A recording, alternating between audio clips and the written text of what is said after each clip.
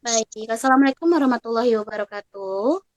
Kalau Waalaikumsalam warahmatullahi wabarakatuh, Ibu. Waalaikumsalam. On cam semuanya anak-anak ya. Alhamdulillah. Nah, baik, untuk hari ini sebelum kita memulai pelajaran, izinkan saya memimpin doa biar pelajaran kita menjadi hikmat dan kita bisa mendapatkan manfaat dari pembelajaran kita hari ini. Berdoa saya pimpin, berdoa selesai. Amin. Oke, anak-anak, masih ingat pelajaran minggu lalu? Masih ingat? Masih, Bu. Iya, kita minggu lalu membahas tentang puisi. Lumayan ingat lah. Sudah membahas tentang pengertian puisi dan membahas jenis-jenis puisi ya. Iya, Ya, Ibu, Bu. betul.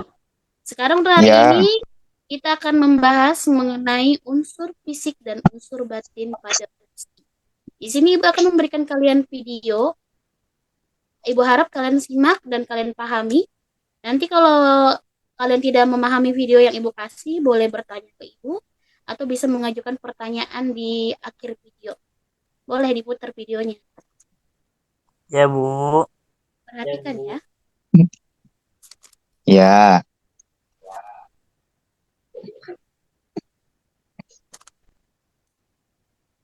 Damayanti, bagaimana kabarnya? Tentunya sehat-sehat saja, bukan?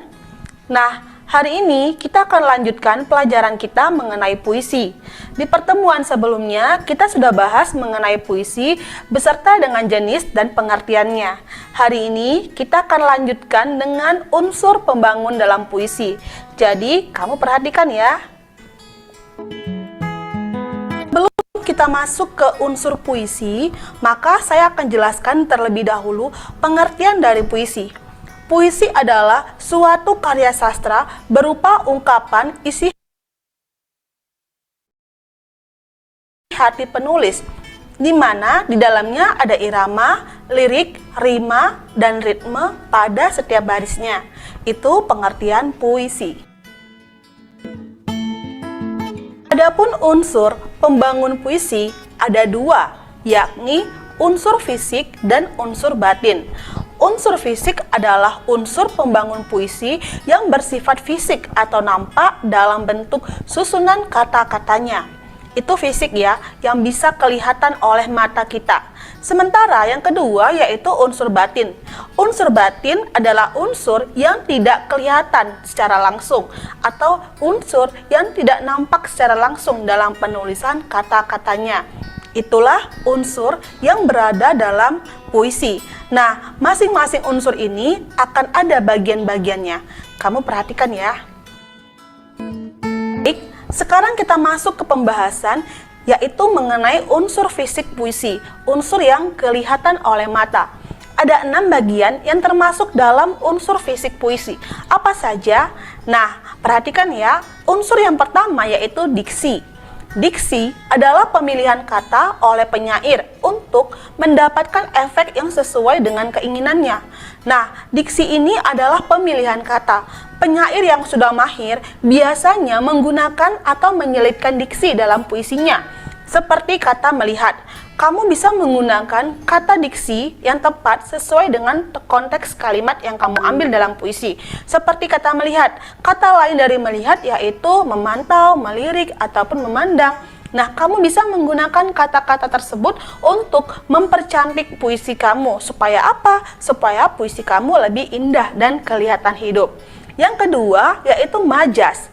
Majas adalah gaya bahasa yang digunakan dalam suatu kalimat atau disebut juga dengan kata kiasan. Di video sebelumnya, saya sudah membahas dan menerangkan tentang majas. Ada 4 kelompok besar dalam majas. Kamu perhatikan ya, saya akan cantumkan linknya di deskripsi. Yang ketiga yaitu tipografi. Tipografi adalah bentuk format suatu puisi seperti pengaturan baris, batas tepi kanan, tepi kiri, batas atas, batas bawah, bahkan jenis huruf yang digunakan. Nah, di pertemuan sebelumnya, saya sudah menjelaskan tentang tipografi, di mana tipografi dalam puisi adalah perwajahan puisi. Nah, kalau kamu melihat sebuah puisi berbentuk lingkaran, atau berbentuk segitiga, ataupun segi empat, atau bahkan berbentuk hati, nah itu termasuk tipografi, di mana tipografi ini tidak mementingkan kalimat, tidak mementingkan kata, tetapi mementingkan makna di balik puisi itu semua. Unsur yang keempat yaitu kata konkret. Kata konkret adalah kata yang memungkinkan terjadinya imaji. Perlu kamu ketahui bahwa kata konkret adalah kata yang benar-benar ada, yang nyata, yang bisa dilihat ataupun diraba, seperti kata kursi, meja, laptop, buku, dan lain-lain sebagainya. Tetapi kamu harus ingat, harus sesuaikan dengan puisi yang kamu angkat, jangan asal tulis ya. Yang kelima yaitu imaji atau citraan. Imaji atau citraan adalah gambaran kepada para pendengar atau pembaca agar seolah-olah dapat melihat, mendengar, merasakan, atau mengalami hal-hal yang terkandung dalam puisi. Ada 6 loh citraan dalam puisi. Apa saja? Citraan tersebut adalah citraan penglihatan, pengecapan, pendengaran, penciuman, perasaan, dan pergerakan. Contoh kalimatnya seperti ini. Kicauan burung membangunkan tidurku. Nah, di sana ada kata kicauan. Kicauan burung itu merujuk kepada pendengaran. Seperti contoh lainnya. Aroma tubuhnya sangat menyengat. Nah, di sana ada kata aroma, berarti kita menggunakan hidung, yaitu penciuman. Selanjutnya, unsur yang keenam yaitu rima atau irama. Rima atau irama adalah persamaan bunyi dalam menyampaikan puisi dari awal hingga akhir. Nah, di sini yang dikatakan adalah bunyi. Bunyi yang sama. Ada bunyi au-au, atau bunyi ai-ai, ataupun bunyi an sama un. Nah, seperti itu. Kamu bisa perhatikan bunyi di akhir kalimat seperti di puisi kamu ya. Baik. Pertemuan kita mengenai unsur puisi sudah selesai, sudah berakhir ya. Jadi, kamu bisa mengerjakan tugas-tugas yang telah diberikan oleh guru kamu. Dan kamu bisa mengulang-ulang pelajaran yang telah diberikan selama di semester 1. Karena ini adalah materi atau bab terakhir dalam buku pelajaran kita. Jadi, kamu tinggal perhatikan dan persiapkan diri kamu dalam menghadapi UAS. Jadi, udah paham ya? Inilah unsur yang berada dalam puisi. Sekian pertemuan kita hari ini mengenai puisi. Jadi kalau kamu ada pertanyaan ataupun ada yang ingin dinyatakan, silakan kamu ajukan di kolom komentar. Tetapi pastikan kamu menggunakan kalimat yang positif. Terima kasih, sampai jumpa. Kulitmu kering dan sensitif? Baik, udah pada paham materi yang dijelaskan di video tadi? Lumayan lah. Bisa deh. Untuk Nak Yulia Maharani, gimana? Sudah paham?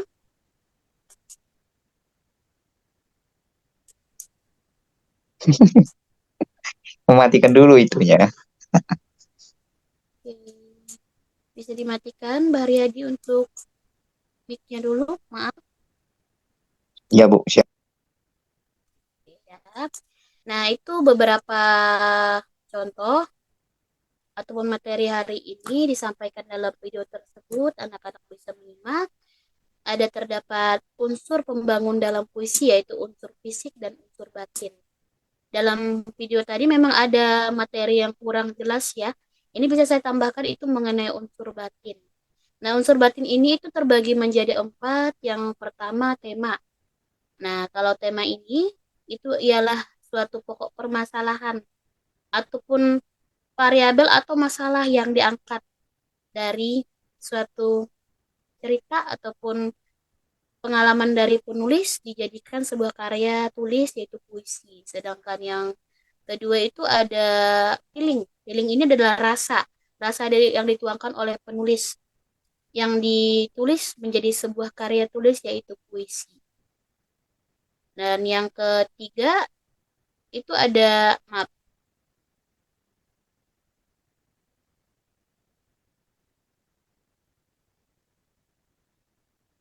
Ariana.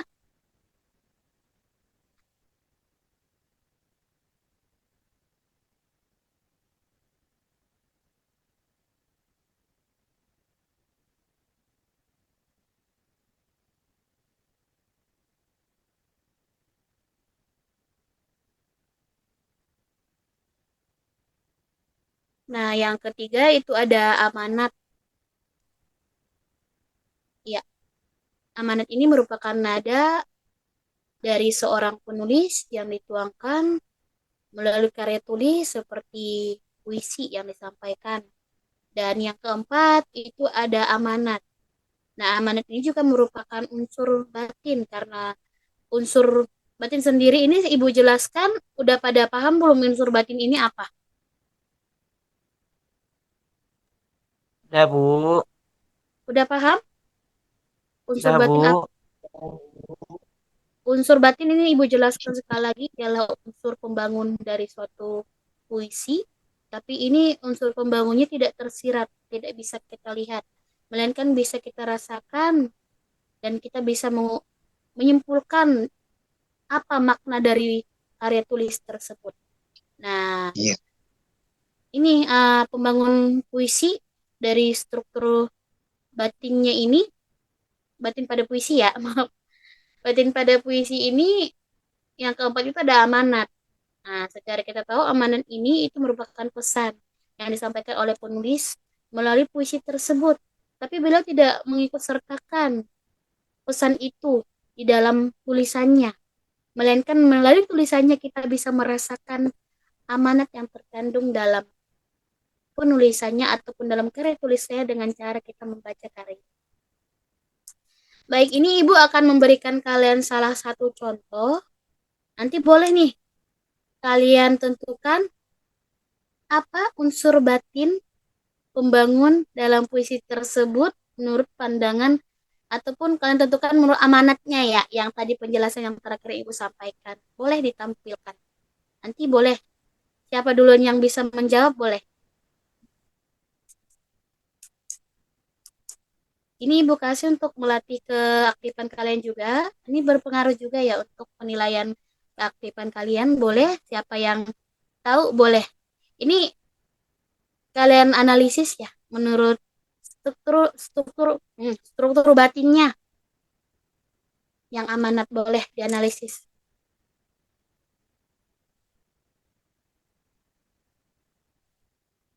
Siapa yang ingin menjawab?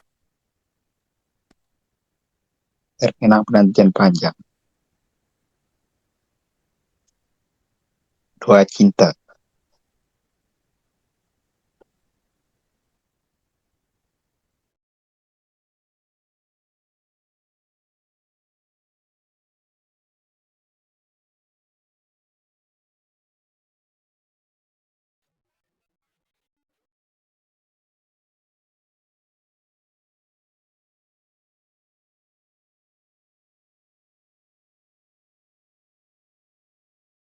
Ya, Yulia apa? Boleh dijawab?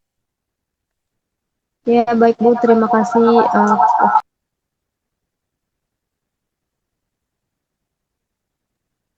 Dari puisi itu,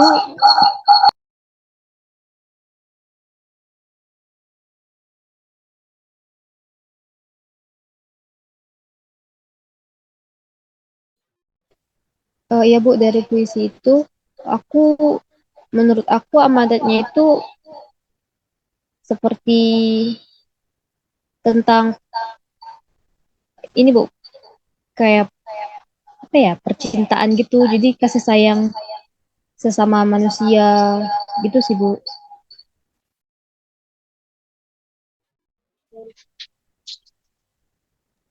Menurut Nak Yulia seperti itulah ya untuk amanat dari puisi, potongan puisi yang Ibu kasih ini.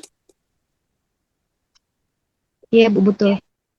Baik, ini Ibu kita simpulkan lagi. Nah, dari contoh yang Ibu kasih ini, kita bisa menyimpulkan amanat yang terkandung dalam puisi ini. Nah, dari awal ini puisinya ini yang berjudul bukan yang berjudul ya, isinya doa cinta. Aku berbaring sendiri, terkenang penantian panjang. Pikirku tak berujung bagaikan jalan. Nah, dari puisi yang kita baca ini mengandung tentang emosional, sedih. Nah, ungkapan rasa. Nah, di sini kita bisa menyimpulkan amanat juga yang terkandung dalam puisi ini itu membahas tentang ya benar tadi kata Nak Yulianya tentang percintaan. Percintaan di sini juga puisinya menjelaskan bahwa bahagia itu sederhana, asalkan kita selalu menjalankan hidup itu tanpa beban. Nah, tanpa beban, tapi tidak mungkin ya, pasti harus ada selalu beban, ada mungkin selalu ada naik turun emosional.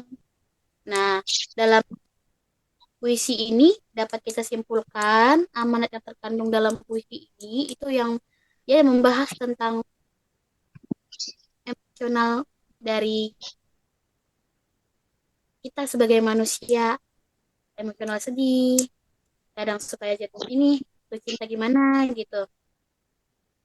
Nah, begitu ya nak ya. Iya. Baik. Nah, baik. Ini ada Ibu kasih kuis nih untuk sebelum Ibu menutup pertemuan kita, Ibu akan memberikan kalian kuis dan kuis ini sangat berpengaruh untuk menambah nilai kelulusan kalian untuk semester ini. Ya, Bu. Kasih saja, Bu. Bentar ini Ibu siap mic-nya dulu ya. Nanti ini kuisnya, ini Ibu kasih durasi 5 menit ya. Jadi nanti Ibu kasih durasi 5 menit. Kalian bisa cek di kolom, linknya bisa diklik. Jadi nanti bisa langsung muncul skor kalian ada berapa. Gimana Iya, pemahaman Bu.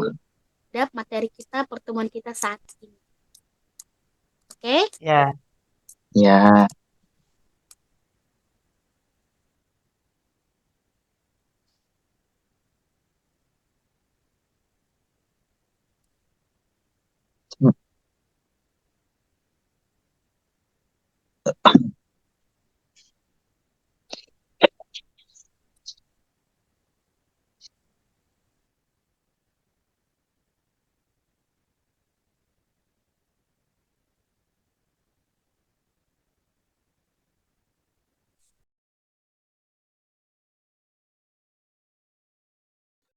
Oke, anak-anak dari pembahasan kita yang tadi, Ibu harap kalian bisa mengerti ya.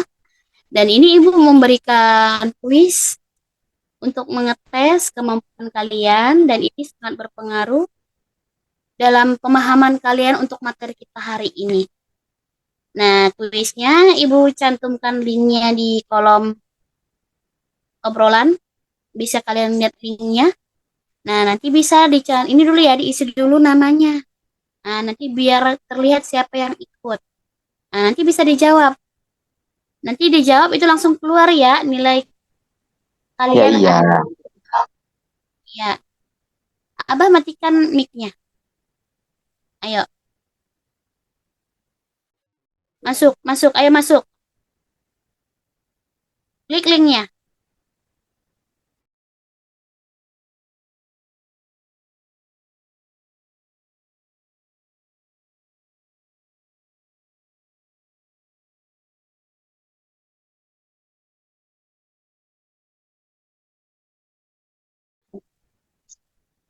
Yang weakness one.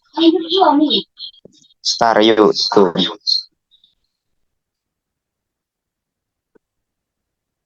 I'm so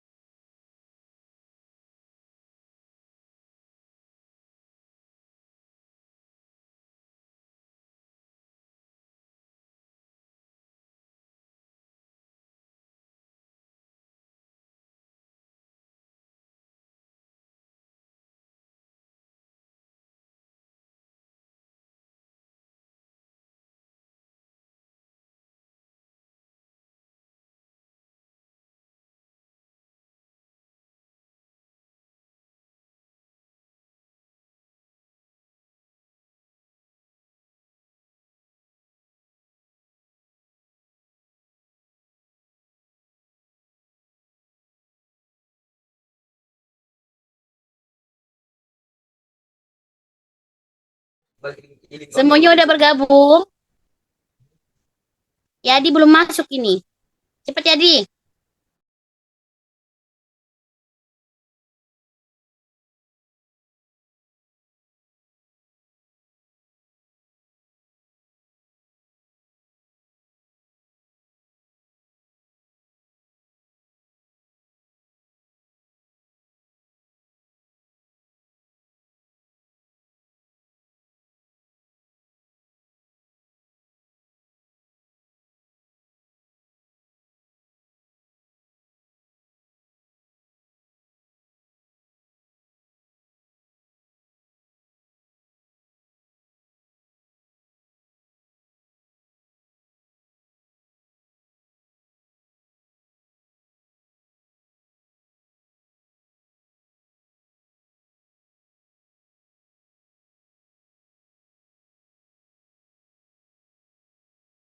Baik, kita mulai ya. Yadi lama nih masuknya nih. Katanya tadi terkendala jaringan nggak apa-apa.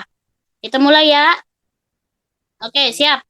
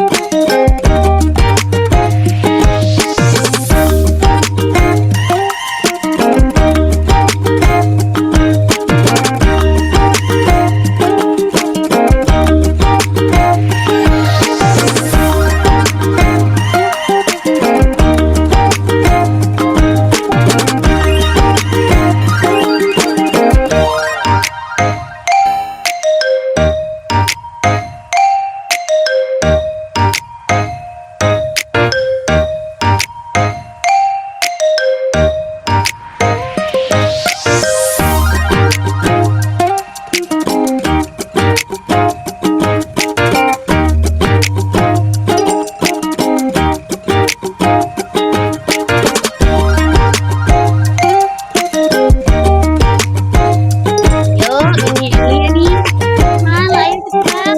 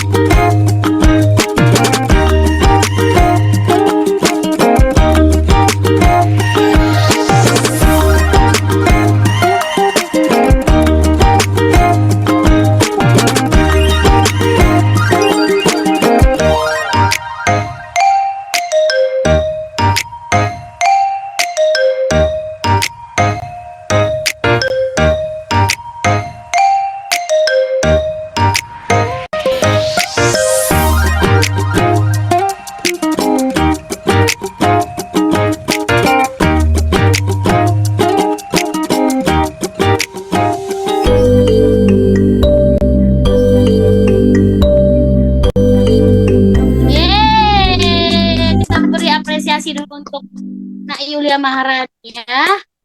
Ya baik, berarti dia memang menyimak dari awal apa ini inti dari pembahasan kita hari ini. Sekali lagi beri apresiasi dulu Oke. Baik, dengan berakhirnya diskusi ini, maka berakhir pula pertemuan kita hari ini dan pembahasan materi kita hari ini. Baik, dengan ini Ibu tutup.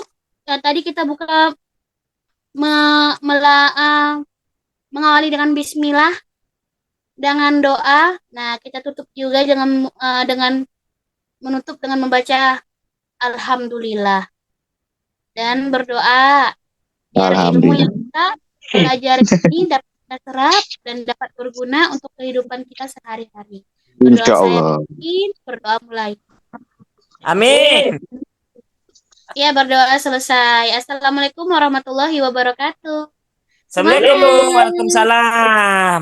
Warahmatullahi wabarakatuh. Terima kasih, Bu. Wabarakatuh. Thank you.